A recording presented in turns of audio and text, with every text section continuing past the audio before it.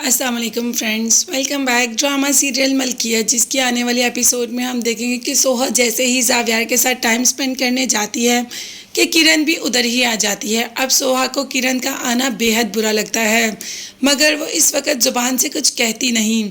मगर जब किरण कुछ ज़्यादा ही चिपकू हो जाती है तो सोहा कह देती है कि तुम क्या हमारा पीछा कर रही थी। जिस पर किरण ने कहा कि नहीं, मैं तो यहाँ पर अपनी फ्रेंड्स के साथ आई थी, तुम दोनों को देखा तो मैंने कहा क्यों ना तुमको भी ज्वाइन कर लूँ। अब सोहा कुछ कहने ही लगती है कि जावियार कह देता है कि किरण तुम परेशान ना हो, सोहा मजाक कर रही है, वो ऐसी बिल्कुल भी नहीं। किरण तो जानती है कि सोहा क्या कर रही है। सोहा अपनी दिल की भड़ास किरण पर निकाल रही है। उसे किरण का यहाँ पर आना बिल्कुल भी अच्छा नहीं लगा, क्योंकि वो जावियार के साथ टाइम स्पेंड करना चाहती थी और किरण ने आकर तो सारी लाइमलाइट ही ले ली। तो सोहा ये सब कैसे बर्दाश्त कर सकती है। वैसे किरण ने बिल्कुल सही फैसला किया, क्योंकि किरण के आने से सोहा अपनी मोहब्बत का इजहार जल्द ही जावियार से कर देगी। मगर सोहा को अभी भी सुकून नहीं आया। आते ही किरण को फ़ोन कर देती है कि तुम्हें ज़रा शर्म नहीं आती, एक मियाँ बीवी के रिश्ते को ख़राब कर रही हो। अब जावियार यहाँ बैठा सब सुन रहा होता है। उसे तो बहुत अच्छा लगता है कि उसकी परवाह कर रही है सोहा, इसीलिए तो वो चुपचाप स्माइल करके सब सुन रहा होता है। जिस पर किरण कह देती है कि मियाँ बीवी, तुम जानती भी तो हो कि मियाँ बीवी का रिश्ता क्या होता है। तुमने कभी जावियार को अपना शौहर समझा है?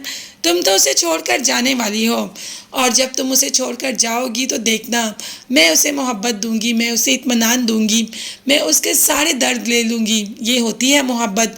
तुम्हें तो जावियार से मोहब्बत है ही नहीं। तुम्हें जावियार बिन चाहे बिन मांगे मिल गया। मुझसे पूछो कि मैंने क्या कुछ नहीं किया जावियार को पाने के लिए। सोहा गुस्से से फ़ोन बंद कर देती है। दूसरी तरफ अगर हम जरका को देखें तो जरका भी असफंद को पाने के लिए बहुत कुछ कर रही है। असफंद घर आता है और दोनों का हाथों में हाथ देकर माँ जरका को कह देती है कि ये तुम क्या कर रही हो। जबकि जरका ने कहा कि अगर इतने सालों बाद मेरी कोई ख्वाहिश पूरी हो रही है तो आप उसको होने दें। मुझे असफंद जैसा इंसान ही अपनी ज़िंदगी में चाहिए था। मैं भी तो राज करूं, मुझे भी तो कोठियों के रूप चाहिए ना, मुझे भी तो वहाँ का सुकून चाहिए, और ये सिर्फ असफंद से शादी के बाद ही मुमकिन हो सकता है। जबकि माँ ने कहा कि ये गलत है, वो ज़ारा का शौहर है। मगर जरका को इस बात से कोई फर्क नहीं पड़ता कि वो किसका शौहर है या किसका नहीं।